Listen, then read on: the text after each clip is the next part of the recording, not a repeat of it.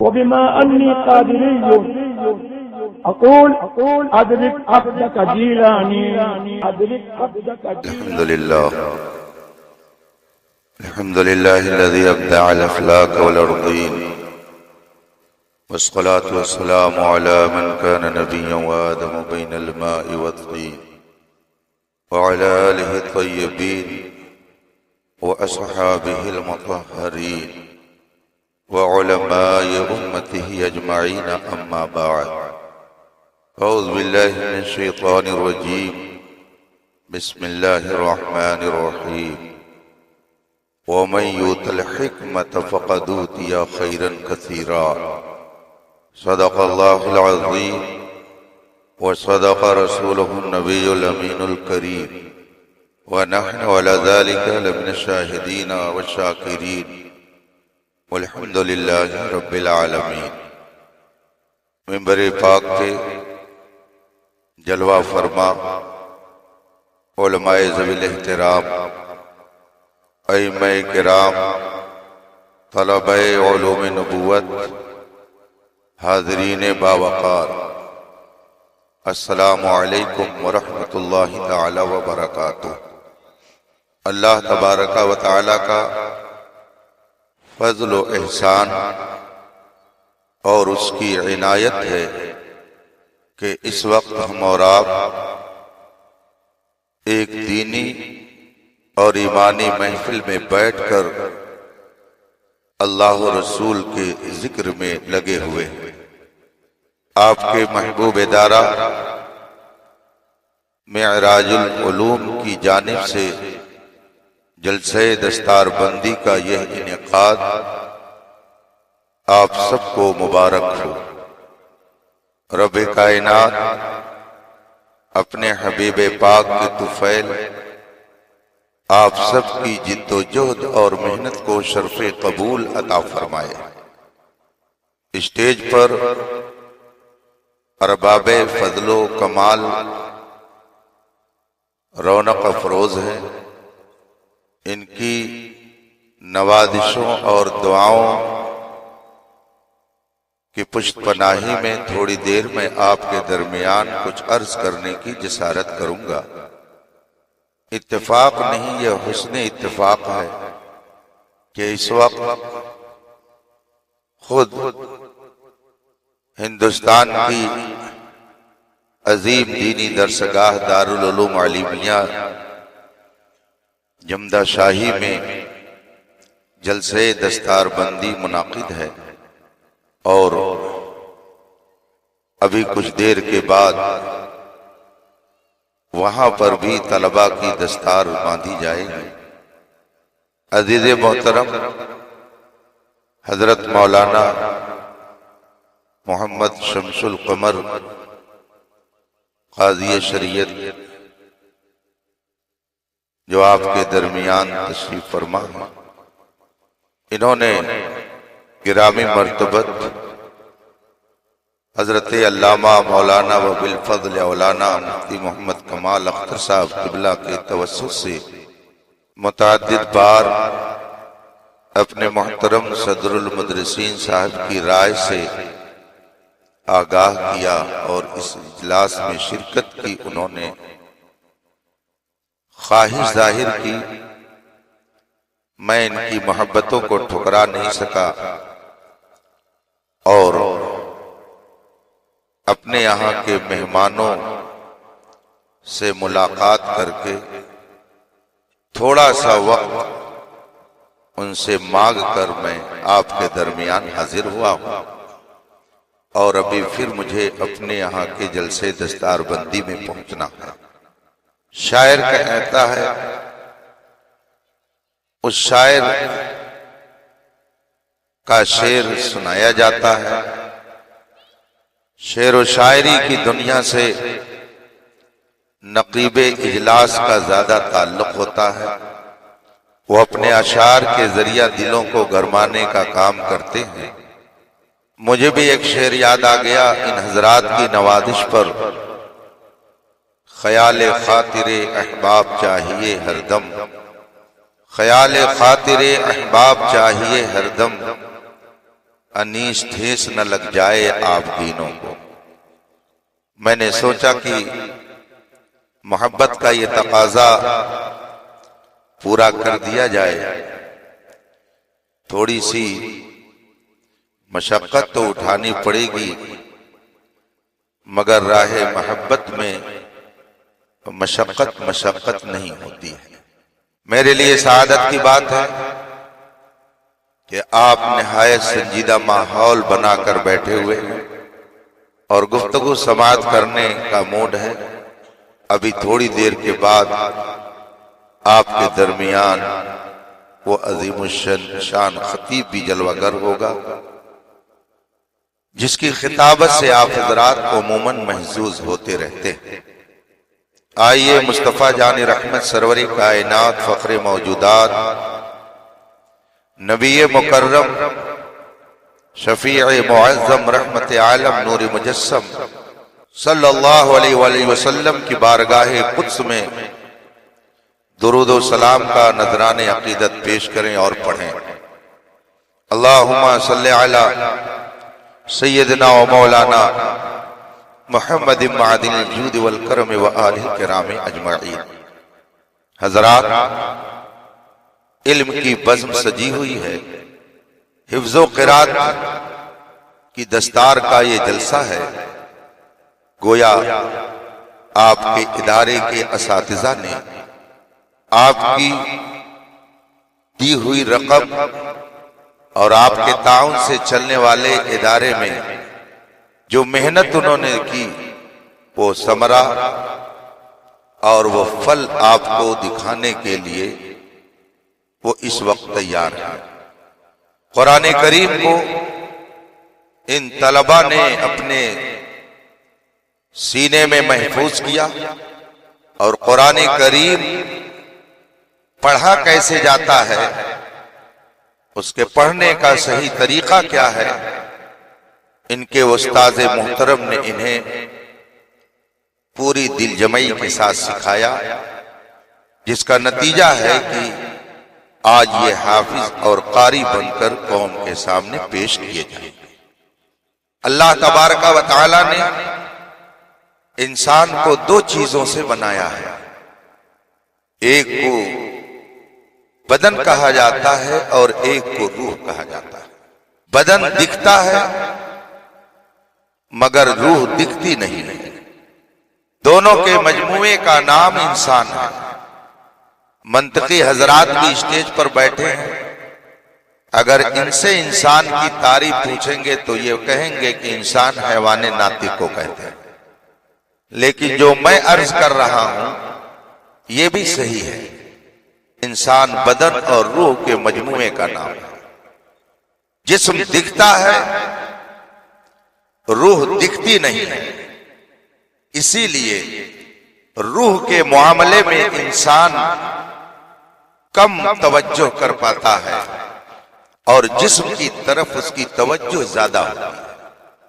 انسان کو جو چیز دکھتی ہے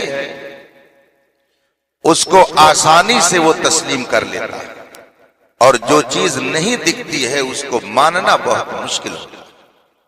حضرت موسیٰ علیہ الصلوۃ والتسلیم نے اپنی قوم سے جب فرمایا کہ خدا ایک ہے، میں اس کا نبی ہوں، ایک خدا کو مانو اور مجھے اس کا نبی تسلیم کرو، تو ان کی قوم نے ان سے کہا تھا اگر خدا ہے تو ہمیں دکھتا کیوں نہیں؟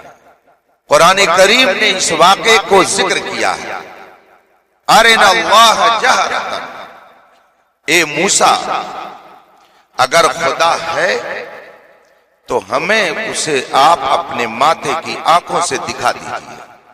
ارنا اللہ جہرۃ، ہمیں خدا کو آپ دکھائیے تب ہم مانیں گے، بغیر دیکھے ہم خدا کو نہیں مان سکتے۔ جب انہوں نے یہ مطالبہ کیا، ان کا یہ مطالبہ ان کی حیثیت سے آگے کا تھا، ان کی یہ بات ان کے درجے سے اونچی تھی، اور آدمی اپنی حیثیت سے آگے جب بات کرتا ہے تو وہ مجرم ہو جاتا ہے۔ اسی لیے آدمی کو ہمیشہ اپنی پوزیشن، اپنا درجہ، اپنی حیثیت کو سامنے رکھتے ہوئے گفتگو کرنی چاہیے۔ دنیاوی اعتبار سے بھی آپ دیکھیں، اگر آپ شہر کے ڈی ایم صاحب کے پاس جا کر دوستوں کے انداز میں گفتگو کریں گے، آپ بے ادب بے تہذیب کہے جائیں گے۔ چپراسی وہاں سے نکال کر آپ کو باہر کر دے گا۔ آپ ابھی اس درجے کے نہیں ہو کہ اتنی بے تکلفی سے آپ اس حاکم سے بات کرو۔ آدمی کو ہمیشہ اپنی حیثیت کے مطابق ہی گفتگو کرنی چاہیے۔ امام اہل سنت سرکار اعلی حضرت امام احمد رضا فاضل بریلوی رضی اللہ تعالی عنہ نے ایک مقام پر فرمایا ہے، نہ تو دوسروں کی تعریف سے پھولے اور نہ اپنی حیثیت بھولے۔ جو دوسروں کی تعریف سے پھول جاتا ہے اس کو پھٹنا پڑتا ہے، اور جو اپنی حیثیت بھول جاتا ہے اسے بھی مٹنا پڑتا ہے۔ فرماتے ہیں نہ اپنی حیثیت بھولے نہ دوسروں کی تعریف پر پھولے، چونکہ حضرت موسیٰ کی قوم نے اپنی حیثیت بھول کر کے ایک بڑی بات کہی تھی۔ ان کی یہ حیثیت نہیں تھی کہ وہ خدا کو اپنے ماتھے کی آنکھوں سے دیکھ سکے۔ وہ تو احکم الحاکمین ہے، دنیا کے حاکم سے بھی ہر شخص نہیں مل سکتا، دنیا کے حاکم سے بھی ہر شخص ڈائریکٹ گفتگو نہیں کر سکتا، دنیا کے حاکم سے بھی جب جو چاہے بات نہیں کر سکتا۔ جب دنیا کے حکام کا یہ رتبہ ہے تو جو احکم الحاکمین ہے اس سے ہر شخص بھلا ہر دم بات کیسے کر سکتا ہے؟ اسے ہر شخص بھلا کیسے دیکھ سکتا ہے؟ جو اس منصب کے ہوتے ہیں انہیں جلوہ دکھایا جاتا ہے۔ ان کی قوم نے اپنی حیثیت سے آگے بڑھ کر بات کی۔ قرآن کریم فرماتا ہے فَأَخَذَتْهُمُ الصَّاعِقَةُ بِظُلْمِهِمْ، جب انہوں نے اپنی حیثیت سے آگے بات کی تو اب اپنے اوپر انہوں نے ظلم کیا۔ انہوں نے یہ بات کہہ کر کے خود ظالم اپنے آپ کو ثابت کر دیا۔ جب انہوں نے یہ ظلم کیا تو اس ظلم کی ان کو سزا ملی کہ ان کے اوپر بجلی گری اور ان مطالبہ کرنے والوں کو بجلی نے جلا کر کے خاک کر دیا۔ آدمی اگر اپنی حیثیت سے آگے بات کرتا ہے تو وہ مجرم کہلاتا ہے۔ آدمی جس چیز کو دیکھتا ہے اسے جلدی مانتا ہے، اور جو چیز نہیں دیکھتا ہے اس کو ماننے میں اسے تکلیف ہوتی ہے، اسے دشواری ہوتی ہے۔ اس کو دوسرے لفظوں میں آپ یوں کہہ سکتے ہیں کہ آدمی جسے دیکھتا ہے اسی کو مانتا ہے، اور جس چیز کو نہیں دیکھتا ہے اس کو ماننا اس کے لیے مشکل ہوتا ہے۔ اور اس کو آپ یوں بھی کہہ سکتے ہیں کہ آدمی جس کو ماننا چاہتا ہے اسے پہلے دیکھنا چاہتا ہے۔ جسم دکھتا ہے مگر روح دکھتی نہیں ہے۔ جسم اور روح دونوں کے مجموعے کا نام انسان۔ اور حضور حافظ ملت نور اللہ مرقدہ نے جب ایک موقع پر ایک حکمت بھرا جملہ استعمال کیا تو آج لوگوں کی زبان پر وہ عام ہے۔ اتحاد زندگی ہے اور اختلاف موت ہے۔ اس کا مطلب بیان کرتے ہوئے ہمارے علماء نے یہ بھی فرمایا کہ جب تک جسم اور روح میں اتحاد رہے گا تب تک انسان کی زندگی باقی رہے گی، اور اگر دونوں الگ ہو جائیں تو انسان پر موت طاری ہو جاتی ہے۔ اتحاد زندگی ہے اور اختلاف موت ہے۔ روح اور بدن میں جب تک اتحاد ہے تب تک زندگی ہے، اور روح اور بدن میں اگر اختلاف ہو گیا، دونوں الگ ہو گئے تو انسان کو موت طاری ہو جاتی ہے۔ اتحاد زندگی ہے اور اختلاف موت ہے۔ جسم دکھتا ہے مگر روح دکھتی نہیں ہے۔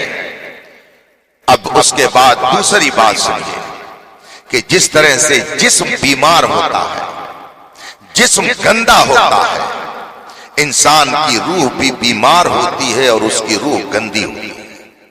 اگر آدمی کا جسم گندا ہو جاتا ہے، آدمی کا جسم بیمار ہو جاتا ہے تو دنیا بھر میں ہزاروں مارکیٹوں میں ملنے والے صابن کو آپ استعمال کر کے گندگی دور کر سکتے ہیں. میڈیکل پر ملنے والی ہزاروں قسم کی دواؤں سے آپ جسم کی بیماری کو دور کر سکتے ہیں. جسم گندا ہوا، آپ غسل خانے میں گئے، آپ نے جسم کی گندگی کو دور کر لیا. جسم بیمار ہوا، آپ ہاسپٹل گئے، ڈاکٹر سے ملے اور آپ نے اس سے دوا لی، دوا کھائی اور آپ کا جسم صحیح ہو گیا. جسم کی بیماریوں کے سلسلے میں ہر کوئی بتا دے گا یہ زکام ہے، یہ بخار ہے. اور اس دور میں بھیانک مرضوں میں اللہ ہمیں اور آپ کو اس سے محفوظ رکھے. جراثیم جو اس وقت چل رہے ہیں، کینسر ہے، ایڈس ہے، وغیرہ وغیرہ، یہ جسم کی بیماریاں ہیں. دنیا کے ہزاروں ہاسپٹل میں آپ کو جسم کی ان بیماریوں کا علاج مل جائے گا. لیکن اگر آپ روح کی بیماریوں کے لیے اور روح کی گندگیوں کے لیے ڈھونڈ ڈالیں کہ وہ کون سی فیکٹری ہے کہ جہاں پر روح کی گندگی کو دور کرنے کا صابن ملتا ہے، جہاں پر روح کی بیماری کو دور کرنے کے لیے دوا ملتی ہے، بتائیے وہ کون سا شفا خانہ ہے، وہ کون سا دارالشفا ہے، وہ کون سا ہاسپٹل ہے، وہ کون سی کلینک ہے، وہ کون سی کتاب ہے کہ جو انسان کے روح کی گندگی کو بھی بتاتی ہے اور انسان کی روح کی بیماریوں کا بھی وہ تذکرہ کرتی ہے. اور اس کتاب میں آپ کو یہ بتایا جاتا ہے کہ روح کی اس بیماری اور اس گندگی کو دور کیسے کیا جائے گا. تو سب سے پہلے تو یہی جاننا ضروری ہے کہ روح کی بیماری ہے کیا، روح کی بیماریوں میں بھینکر بیماری کیا ہے، روح کی بیماریوں میں معمولی بیماری کیا ہے. جس طرح سے جسم کے اوپر معمولی مرض بھی لاحق ہوتا ہے اور بھینکر مرض بھی لاحق ہوتا ہے، اسی طریقے سے روح کی بیماری بھی مختلف درجے کی ہے. بعض بیماریاں ہلکی ہوتی ہیں، بعض بیماریاں بہت تگڑی ہوتی ہیں اور بعض بیماریاں اس سے زیادہ تگڑی ہوتی ہیں.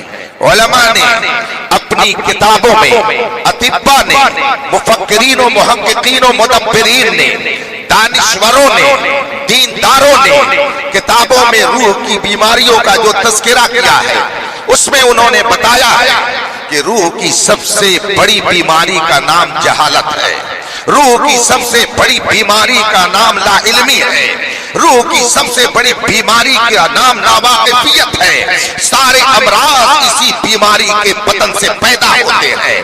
جس طریقے سے لوگ کہتے ہیں کہ اگر کوئی شراب پیے تو وہ کون سے جرم کا ارتکاب کرے گا، یہ نہیں کہا جا سکتا ہے. گویا شراب بے شمار برائیوں کی جڑ ہے، اسی طریقے سے بے شمار بیماریوں کی جڑ جہالت ہے. اسی جہالت کے بدن سے کفر اور شرک کی بیماری پیدا ہوتی ہے. اسی جہالت کے بدن سے حسد اور بغض و کینہ کی بیماری پیدا ہوتی ہے. اسی جہالت کے بدن سے عداوت نبی کی بیماری پیدا ہوتی ہے. اسی جہالت کے بدن سے حسد اور بغض و کینہ کی بیماری پیدا ہوتی ہے. اسی حسد کے بدن سے نفرت کی بیماری پیدا ہوتی ہے. اس لیے کہ قرآن فرماتا ہے انما یخشی اللہ من عبادہ العلماء. جس کو علم ہو جائے گا اسے خدا کا خوف طاری ہو جائے گا، اور جب سے خدا کا خوف طاری ہوگا وہ کفر نہیں کر سکتا ہے، وہ شرک نہیں کر سکتا ہے. وہ جہالت کی گہری غار میں اگر گیا ہے تبھی وہ عداوت و نفرت کے گندگی کو پھیلا سکتا ہے. لیکن اگر اس نے علم کی روشنی حاصل کر لی ہے تو وہ محبتوں کے پھول بانٹے گا. پوری کائنات میں سب سے زیادہ علم والا رب قدیر نے میرے مصطفیٰ کو بنایا ہے. اسی لیے پوری دنیا میں سب سے زیادہ محبت اور کا پیغام جس ہستی نے دیا ہے وہ محمد رسول اللہ. نعرہ تکبیر، نعرہ رسالت، جلسہ دستار بندی، حضور مناظر اہل سنت. ساری بیماریوں کی جڑ جہالت ہے. روح کی بیماریوں میں بھینکر بیماری ہے شرک. میرے آقا سرور کونین صلی اللہ علیہ وسلم نے ارشاد فرمایا خصلتان لا شیء افضل منہما، اور اسی کے بالمقابل فرمایا خصلتان لا اقبح منہما، دو خصلتیں ایسی ہیں کہ ان سے شاندار اور اعلیٰ کوئی اور خصلت ہو ہی نہیں سکتی ہے، اور دو خصلتیں ایسی ہیں کہ ان سے زیادہ بری اور قبیح کوئی خصلت ہو ہی نہیں سکتی ہے۔ رسول پاک ارشاد فرماتے ہیں الایمان باللہ والنفع للمؤمنین، ایک خصلت ایمان اور دوسری خصلت نفع مومنین، یہ دو خصلت اتنی اعلیٰ ہیں کہ رسول پاک فرماتے ہیں کہ اس سے اعلیٰ اور بہتر خصلت ہو ہی نہیں سکتی ہے۔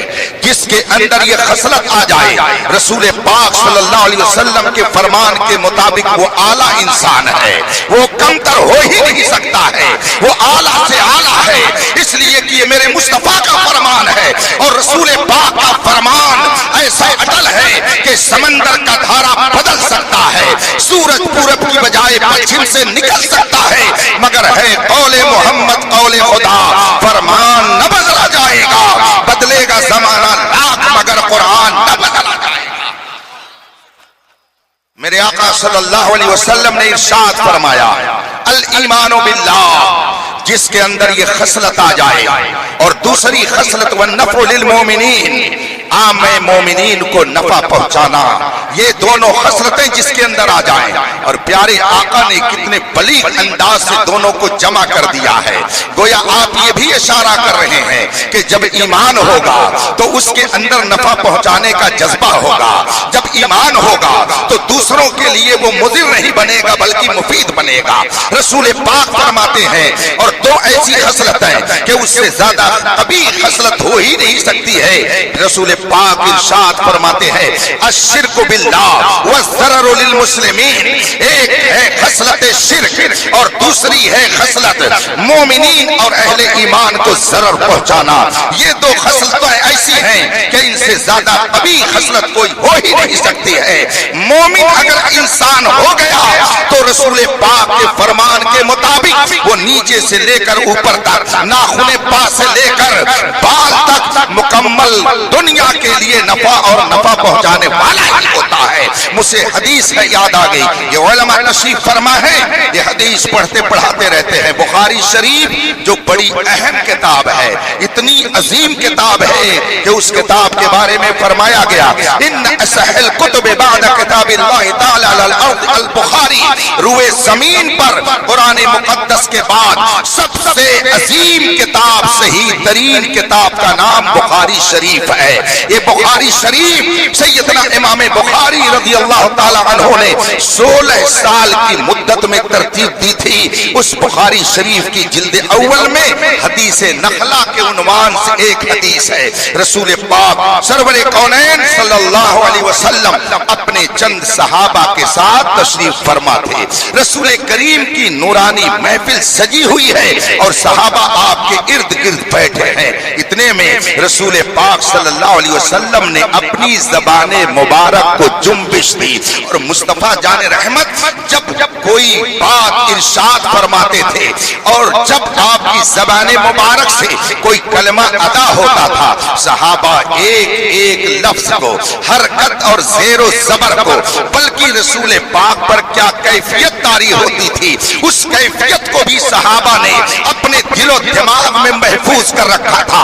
آپ کو یاد ہوگا ان علماء کی زبان سے آپ نے حضرت ابو ہریرہ رضی اللہ تعالیٰ عنہ کا وہ واقعہ ضرور سنا ہوگا کہ جب ایک موقع پر حضرت سیدنا ابو ہریرہ رضی اللہ تعالیٰ عنہ نے رسول پاک سے جا کر عرض کی یا رسول اللہ اسمع منک حدیثا کثیرا، میں آپ سے بہت ساری باتیں سنتا ہوں لیکن وہ میری میموری میں سب محفوظ نہیں رہ پاتی ہے، کوشش کرتا ہوں کہ آپ کی باتیں میرے دل و دماغ میں محفوظ ہو جائیں مگر سب باتیں محفوظ نہیں رہ جاتی ہیں۔ یا رسول اللہ میں آپ کی بہت ساری ساری باتیں بھول جاتا ہوں، محفوظ کرنے کی کوشش کرتا ہوں، مگر ان میں سے بہت ساری باتیں میرے ذہن سے نکل جاتی ہیں۔ میرے آقا صلی اللہ علیہ وسلم نے یہ نہیں ارشاد فرمایا کہ جاؤ کوئی معجون کھاؤ، جاؤ کوئی جڑی بوٹی کھاؤ، جاؤ کوئی ٹیبلٹ کھاؤ، جاؤ کسی حکیم سے ملو تاکہ وہ کوئی دماغ کو تیز کرنے والا نسخہ تمہیں بتائے۔ میرے مصطفیٰ نے یہ نہیں فرمایا،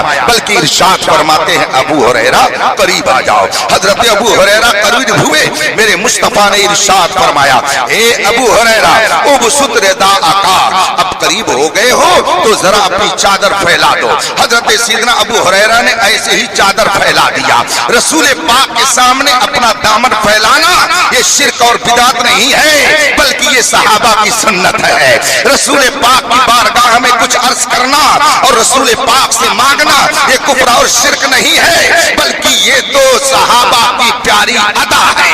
اگر صحابہ کی یہ ادا نہ ہوتی تو حضرت ابو ہریرہ کہنے پر فوراً دامن نہ پھیلا دیتے، اور جو ہی دامن پھیلایا میرے مصطفیٰ نے ایسے ہاتھ کا لب بنایا۔ اردو میں اس کو لب بولتے ہیں اور ہماری زبان میں اس کو اجوری بولتے ہیں۔ ایسے ہی لب بنایا اور ایسے ہی ان کی چادر میں ڈال دیا۔ خالی ہاتھ تھا، ہاتھ میں کوئی جڑی بوٹی نہیں تھی، کوئی ٹیبلٹ نہیں تھا، کوئی معجون نہیں تھا، کوئی نسخہ نہیں تھا، ایسے ہی خالی ہاتھ ڈالا اور پھر فرمایا اے ابو ہریرہ اب اپنی اس چادر کو سینے سے لگا لو۔ حضرت ابو ہریرہ صحابی رسول تھے، گستاخ رسول نہیں تھے۔ وہ یہ سمجھتے تھے کہ رسول پاک نے تو ہاتھ سے اپنے اس میں کچھ ڈالا نہیں ہے، آخر میں سینے سے لگا کر کے کون سا معجون اپنے سینے میں ملوں گا، کون سا روغن ہے کہ سینے میں ملوں گا تو دماغ تازہ ہو جائے گا، ایسا کچھ بھی تو نہیں ہے۔ مگر وہ صحابی رسول تھے، وہ اس زمانے کے وہابی نہیں تھے۔ ان کا عقیدہ تھا کہ مالک کونین ہے، کو پاس کچھ رکھتے نہیں، دو جہاں کی نعمتیں ہیں ان کے خالی ہاتھ میں۔ ان کا یہ عقیدہ تھا کہ ہاتھ جس سمت اٹھا غنی کر دیا، موجے بحر سخاوت پہ لاکھوں سلام۔ ان کا یہ عقیدہ تھا کہ کون دیتا ہے، دینے کو منہ چاہیے، دینے والا ہے سچا ہمارا۔ حضرت سیدنا بس تھوڑی دیر تشریف رکھیں، وقت بہت قیمتی ہے، میں آپ کے جذبے کا احترام کرتا ہوں۔ حضرت ابو ہریرہ نے ایسے ہی سینے سے اس چادر کو لگا لیا۔ لاؤ دنیا کا کوئی ڈاکٹر، لاؤ دنیا کا کوئی طبیب، لاؤ اس ترقی یافتہ دنیا کا سب سے بڑا ڈاکٹر، اور جو کسی کے ذہن کو منٹوں سیکنڈوں میں اس قدر تیز کر دے۔ لاؤ دنیا کا کوئی حکیم، لائیے بڑے سے بڑے میڈیکل کالج کے بڑے سے بڑے پروفیسر کو، اور وہ کوئی ایسا نسخہ دے کہ منٹوں سیکنڈوں میں فوراً دماغ اتنا تیز ہو جائے۔ حضرت ابو ہریرہ فرماتے ہیں میں نے جو ہی اپنے سینے سے مصطفیٰ کی عنایت کی ہوئی اس برکت کو لگایا، پھر تو میرے دماغ کا حال یہ ہوا، اس کے بعد کبھی میں نے رسول پاک کی سنی ہوئی بات کو اپنے ذہن سے محو نہیں ہونے دیا۔ میرا دماغ اتنا تیز ہو گیا کہ میں نے رسول کی ہر ادا کو اپنے دل و دماغ میں محفوظ کر دیا۔ درود شریف پڑھے، اللہم صلی علی سیدنا و مولانا محمد معدن الجود والکرم وآلہ الکرام اجمعین۔ میں عرض کر رہا تھا رسول پاک صلی اللہ علیہ وسلم اپنے صحابہ کے درمیان تشریف فرما تھے۔ اتنے میں رسول پاک نے صحابہ سے ارشاد فرمایا، اور رسول پاک جب اپنی زبان مبارک کو جنبش میں لاتے تھے اور جب اپنے صحابہ کے درمیان گفتگو کرتے ہوئے مسکراتے تھے، کیفیت کیا ہوتی تھی؟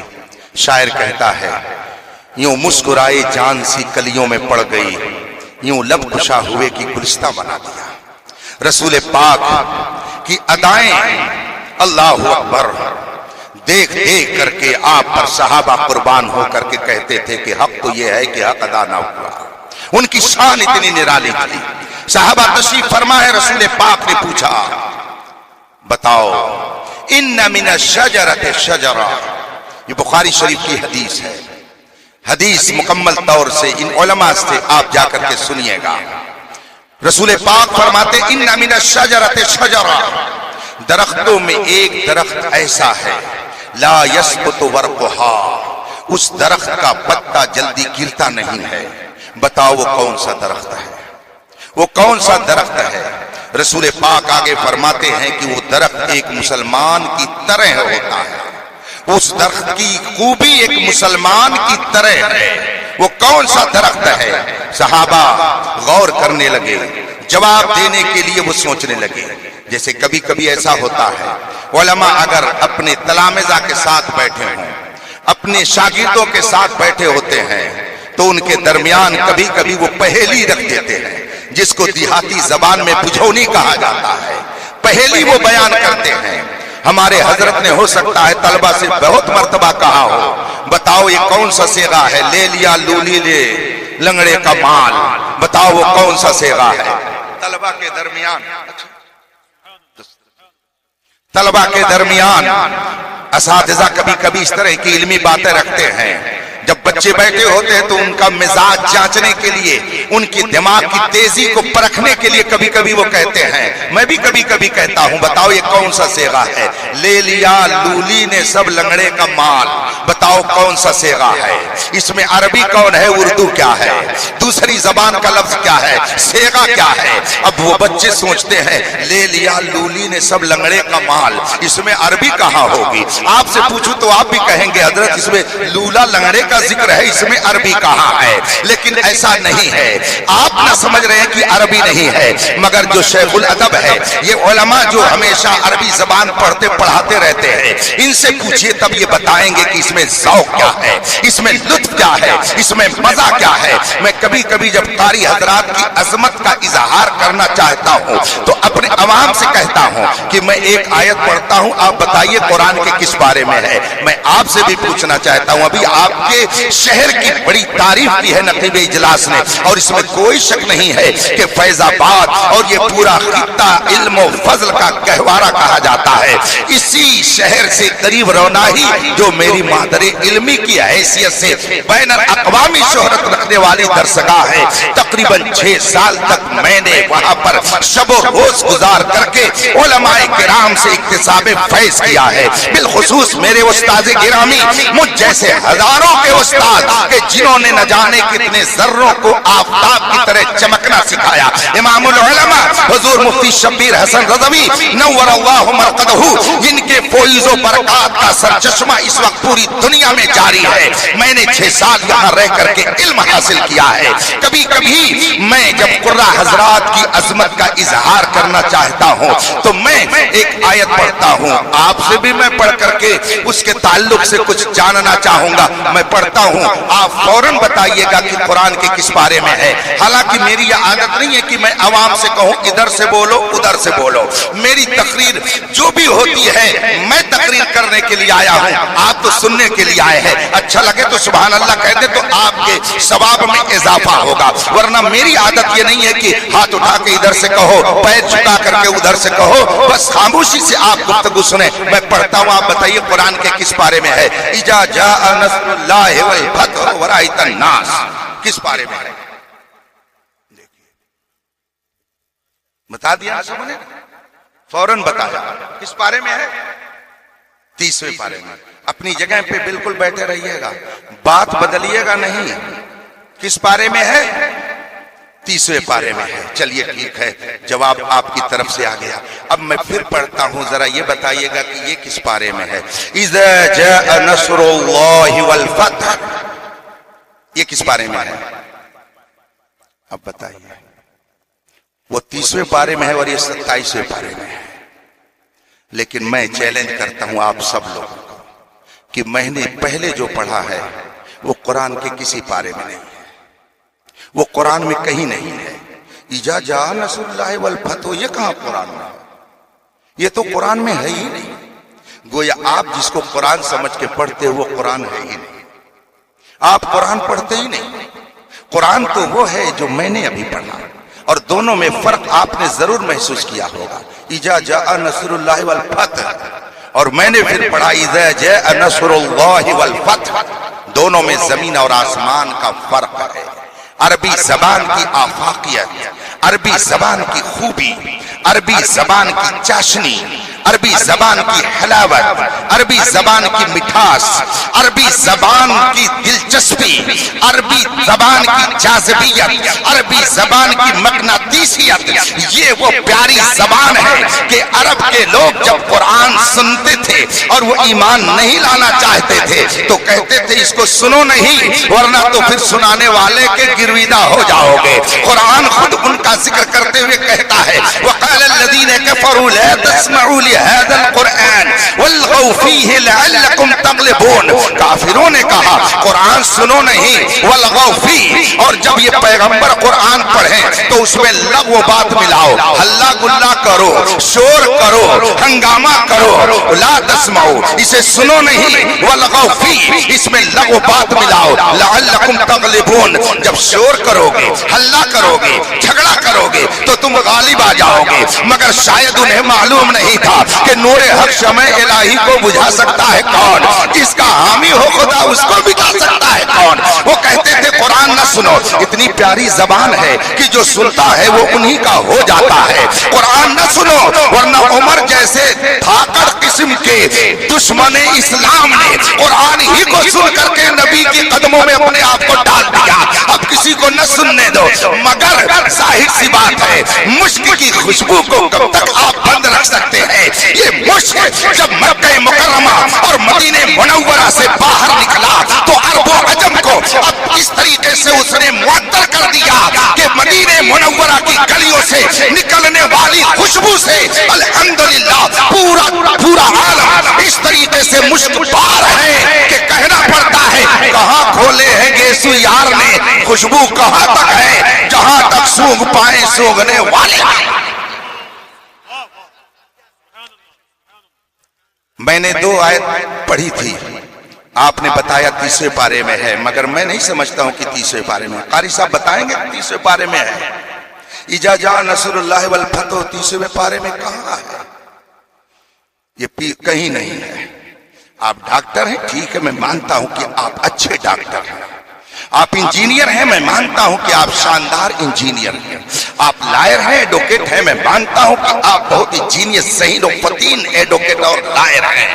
لیکن جسے اپنے رب کے کلام کو صحیح ڈھنگ سے پڑھنے کا شعور نہ آ سکا، بتائیے کہ اس قوم کا کیا حال ہوگا؟ جو اپنے نبی کے کلام کو، اپنے رب کے کلام کو صحیح ڈھنگ سے پڑھنا نہ جانے تو اس کے لیے یہ کتنے بڑے افسوس کی بات ہوگی۔ یہ قراء حضرات، یہ علماء، یہ مدارس، یہ آپ کی زبان کو صحیح کر کے اللہ کے کلام کو صحیح ڈھنگ سے پڑھنے کا طریقہ بتاتے ہیں۔ آپ پڑھ کے نماز میں آ جاتے ہیں اذا جاء نصر اللہ والفتح، آکے آپ نے مولانا شمس القمر صاحب سے کہا حضرت میں نے فجر کی نماز پڑھی، انہوں نے پوچھ لیا کون سی سورت پڑھی؟ کہا الحمدو کے بعد اذا جاء نصر اللہ والفتح پڑھنا شروع کر دیا۔ اتفاق سے یہ مفتی بھی ٹھہرے، یہ آپ کے شہر کے قاضی بھی ٹھہرے، انہوں نے سوچا کہ لاؤ میں اپنی اس پیارے نوجوان کی اصلاح کر دوں۔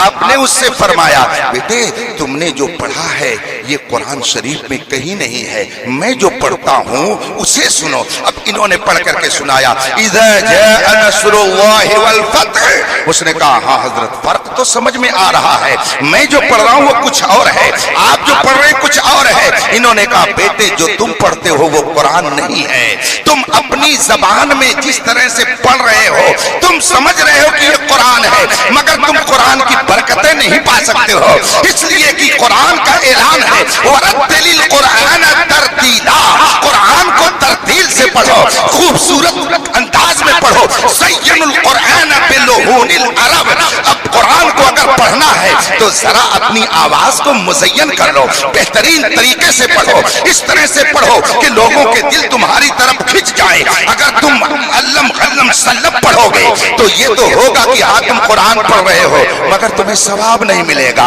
مجھے یاد آ گیا، بات پر بات نکلتی جا رہی ہے اور دیکھیں ٹائم بہت تیزی سے آگے بڑھ رہا ہے۔ آپ نے نام سنا ہوگا بدر ملت علامہ بدر الدین احمد رضوی نور اللہ مرقدہ کا، جو بہت ساری کتابوں کے مصنف ہے۔ تعمیر ادب انہی کی کتاب ہے جو بچے پڑھ کر کے اردو ادب کو جاننے لگتے ہیں۔ انہوں نے ایک جگہ لکھا ہے، ان کا واقعہ वाक़या किताब में दर्ज है कि उनका एक बहुत बेतकल्लुफ दोस्त था, बहुत बेतकल्लुफ उनका कोई अकीदतमंद था। वो कुरान शरीफ पढ़ रहा था, हजरत ने उसके पढ़ने को सुन लिया और जब आपने सुना तो उसको बुलाया और कहा कि जो तुम कुरान पढ़ते हो इसे सवाब नहीं मिलेगा, इसे गुनाह मिलेगा। उसने कहा हजरत मैं कुरान पढ़ता हूँ, गुनाह मिलेगा? कहा गुनाह मिलेगा। कहा क्यों? कहा इसलिए तुमने जो कुरान पढ़ा वो सही नहीं पढ़ा, तुमने देखो इस तरह से पढ़ा कि माना ही बदल गया। कुरान तुमसे कुछ और कह रहा है और तुम पढ़ रहे हो तो उसका माना कुछ और हो रहा। अभी मैंने जो आयत करीमा पढ़ी है जरा एक लफ्ज की सिर्फ तशरीह कर देता हूं, आप जान जाइए कि हम कहां हैं और हमें कहां रहना चाहिए। अभी मैंने पढ़ा इज़ा जाअ नस्रुल्लाह, ये नस्र जो कुरान करीम की आयत करीमा है। अब मैं इसे पढ़ता हूं चार तरह से और फिर आप बताइएगा कि फर्क महसूस होता कि नहीं होता। ये तो कारी लोगों का काम है, ये हजरात बेहतर तरीके से पढ़ करके आपको बता सकते हैं। मैंने कहा नस्र, मैंने कहा नस्र, मैंने कहा नस्र, मैंने कहा नस्र। फर्क महसूस हुआ कि नहीं फर्क हुआ? चारों का माना अलग अलग है। अगर मैंने कहा नस्र बड़ी शीन से तो उसका माना हुआ फैलाना, बिखेरना, पब्लिसिटी करना। और अगर मैंने पढ़ा नस्र से तो उसका माना कुछ और हो गया, पिरोना। और अगर मैंने पढ़ा नस्र छोटी सीन से तो उसका माना हो गया गिद्ध, ये चील कौआ गिद्ध जो होता है उसका माना हो गया गिद्ध। और अगर मैंने पढ़ा नस्र स्वाद से तो उसका माना हो गया मदद। अगर आपने स्वाद के बजाय छोटी सीन से पढ़ दिया नसरुल्लाह तो उसका तर्जमा होगा कि अल्लाह का गिद्ध आ जाए। हालांकि कुरान कहता है जब अल्लाह की मदद आए, इज़ा जाअ नस्रुल्लाह, जब अल्लाह की मदद आए। मगर आप लाइल्मी में जहालत में पढ़ रहे हैं नस्रुल्लाह, उसका तर्जमा होगा जब अल्लाह की तरफ से गिद्ध आ जाए।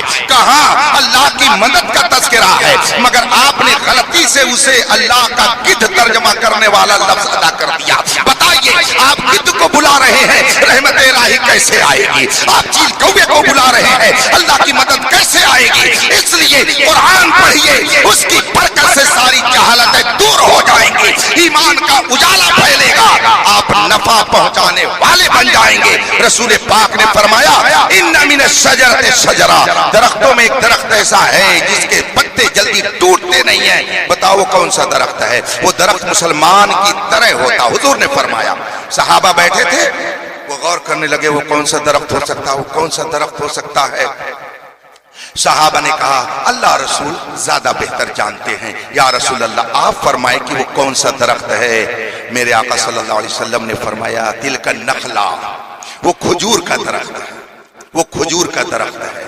हजरत अब्दुल्लाह इब्न उमर रज़ियल्लाहु तआला अन्हुमा फरमाते हैं कि मैं बहुत छोटा था, सारे सहाबा में मेरी उम्र सबसे कम थी। और जब मैं अपने अब्बू के पास गया, हजरत उमर रज़ियल्लाहु तआला अन्हु के पास, फरमाते हैं जब मैं अपने अब्बू के पास गया तो मैंने सारी पोजीशन वहां पेश कर दिया। अपने अब्बू से उन्होंने कहा ऐसा ऐसा मामला पेश आया। कहा बेटे तो तुम क्या सोच रहे थे? कहा अब्बू जान मेरे जहन में बार बार ये बात आ रही थी कि मैं धड़ से बता दूं हुजूर से कि वो कौन सा दरख्त है।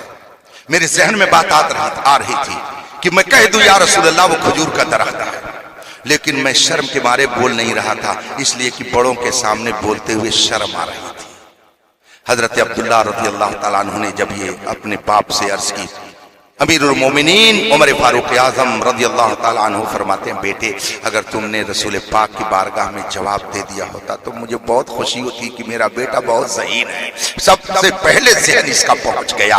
लेकिन वो फरमाते हैं फस्तहयई, तो मुझे शर्मो हया आई कि मैं बड़े सहाबा के सामने कुछ बोलूं, इसलिए मैं जवाब नहीं दिया, वरना बार बार मेरे जहन में ये बात आ रही थी कि वो खजूर ही का दरख्त हो सकता है।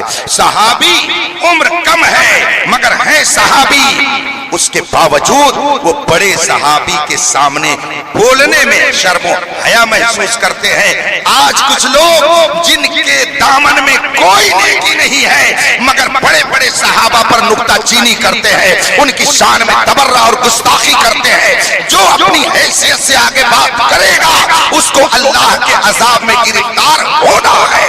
अब اب رسول پاک نے جو فرمایا کہ وہ درخت مومن کی طرح ہوتا ہے، اس حدیث کی شرح کرتے ہوئے محدثین و شارحین فرماتے ہیں کہ آخر رسول پاک نے اس درخت کو مومن کی طرح کیوں فرمایا؟ فرمایا شارحین حدیث نے کہ اس درخت کی جو خوبیاں ہیں ان خوبیوں کو دیکھو، اور ایک سچے مومن کے اندر جو خوبیاں ہیں ان خوبیوں کو دیکھو تو تم خود کہو گے کہ ہاں وہ درخت یقیناً ایک مسلمان کی طرح ہوتا ہے۔ شارحین حدیث فرماتے ہیں کہ رسول پاک نے جس درخت کے بارے میں فرمایا کہ وہ مومن کی طرح سے ہے، اس درخت کو تو ذرا دیکھو، بتائیے دوسرے درختوں کا حال ہے کہ نہیں کہ اگر ذرا سی ہوا چلی فوراً اس کے پتے ٹوٹ کر نیچے آ گئے، نہ جانے کہاں تک پہنچ گئے، مگر کھجور کا درخت ایسا ہے کہ تیز آندھی طوفان میں بھی اس کا پتا جلدی ٹوٹتا نہیں ہے۔ اس سے اس بات کی طرف اشارہ ہے کہ جو سچا مومن ہوتا ہے، ہزار آندھی چلے، ہزار طوفان آئے، ہزار مشکلات اس کے سامنے آئے، ہزار طرح کی پریشانیوں میں مبتلا ہو، مگر جس طریقے سے وہ پتا اپنے مرکز سے ہٹتا نہیں ہے، اسی طریقے سے ایک بندے مومن اپنے مرکز ایمان مصطفیٰ جان رحمت سے اپنا رشتہ توڑتا نہیں ہے، بلکہ وہ ہر مفلسی میں، ہر مشکل میں، ہر پریشانی میں کہتا ہے یا رسول اللہ، ہر جفا ہر ستم گوارا ہے، اتنا کہہ دے کہ تو ہمارا ہے۔ جس طریقے سے وہ درخت ہزار طوفان میں بھی اپنے مرکز سے جڑا رہتا ہے، ایسے ہی ایک بندے مومن کی شان ہوتی ہے، مشکلات میں بھی وہ ایمان سے برگشتہ نہیں ہوتا ہے، بلکہ وہ یہ کہتا ہے کہ ایک جان کیا ہے اگر ہو کروڑوں تیرے نام پہ سب کو وارا۔ اور پھر اس درخت کی ذرا خوبی دیکھیے، اور خوبی ذرا دیکھیے اس درخت کی، یہی بات کہہ کہ میں جلدی سے آپ کے درمیان سے چلا جاؤں گا، اور اس درخت کی ذرا خوبی دیکھیے کہ وہ درخت اگر اس میں پھل آ جائے تو جہاں چھوٹے چھوٹے ہوئے فوراً ہی اس پھل سے لوگوں نے نفع اٹھانا شروع کر دیا، اور تھوڑا بڑا ہو گیا اس کو آپ خشک کر کے سکھا کر کے رکھ لیجئے تو چھوہارا ہو جائے، پورے سال گھر میں رکھے رہیے، کھاتے رہیے، ذرا تازہ ہو تو رطبن جنیاں، پھر اس کو کھا کر کے آپ ٹیسٹ لیتے رہیے، شاندار طریقے سے چوس کر کے اس کی لذت لیتے رہیے۔ یہی کھجور اور یہی جو ہے جس کو کھا کھا کر کے صحابہ نے قیصر و کسریٰ جیسی عظیم سلطنت کو پیروں تلے رود ڈالا۔ اسی لیے کسی نے کہا تھا تیری فکر میں ہے اگر شرر تو خیال فقر و غنا نہ کر کہ جہاں میں نانے شعیر پر ہے مدار قوت حیدری، تو دنیا میں اگر آیا ہے تو غربت پر مت تجھے گھبرا، تو غربت پر مت پریشان ہو، اس لیے کہ جس خدا نے تجھے ایمان کی دولت دی ہے، جنت کی بہاریں تیرے استقبال کے لیے اس رب نے پیدا کیا۔ اس لیے اب اس درخت کی خوبی پھل سکھا کر کے رکھ لیجئے تو نفع پہنچائے، سال بھر تک تازہ ہو تو نفع پہنچائے، اور پھر اگر کسی نے اس درخت کو کاٹ دیا، اس کو کاٹ دیا تو اب بھی وہ کہے گا کہ میں کٹنے کے بعد بھی تمہیں نقصان نہیں پہنچاؤں گا، کٹنے کے بعد بھی میں تمہیں نقصان نہیں پہنچاؤں گا، اگر تم مجھے کام میں لانا چاہتے ہو تو چلو میں تمہارے گھر کے پلر میں کام آ جاؤں گا۔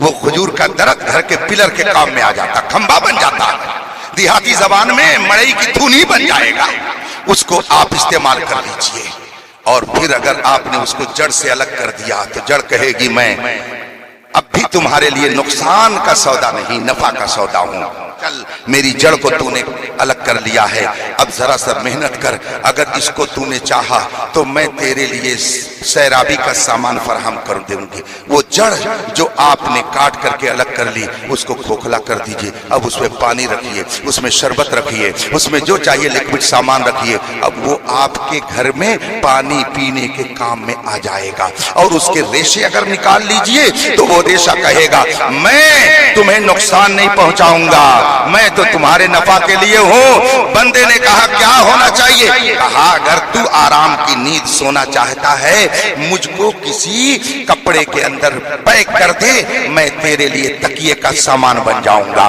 صوفے کے کام میں آؤں گا، تمہارے بستر کا میں گدا بن جاؤں گا، مجھے کاٹ کر کے ٹکڑے ٹکڑے کر دو مگر میں نقصان نہیں پہنچاؤں گا، میرا ہر حصہ تمہیں نفع پہنچائے گا۔ مصطفیٰ فرماتے ہیں ایک مومن کی شان یہ ہے، وہ درخت جو جلدی ٹوٹتا نہیں ہے اس کا پتا وہ مومن کی طرح ہوتا ہے۔ مفسرین فرماتے ہیں مومن دنیا میں آنے سے لے کر دنیا سے چلے جانے تک نقصان کا سبب نہیں ہے بلکہ وہ پوری دنیا کے لیے نفع کا سبب۔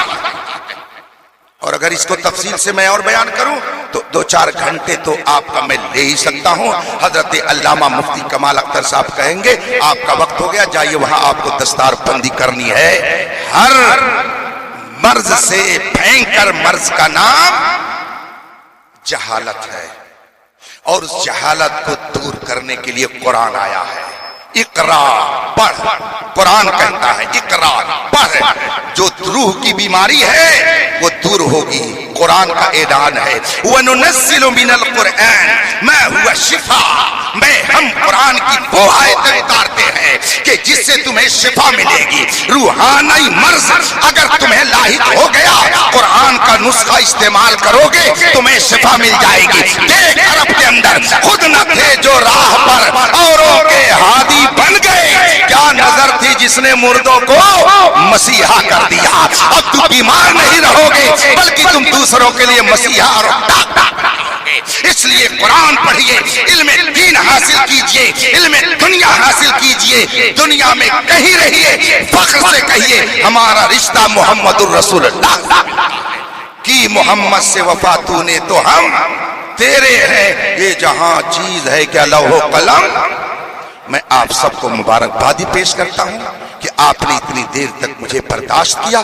علم حاصل کیجئے، معاشرے کی برائی کو دور کیجئے۔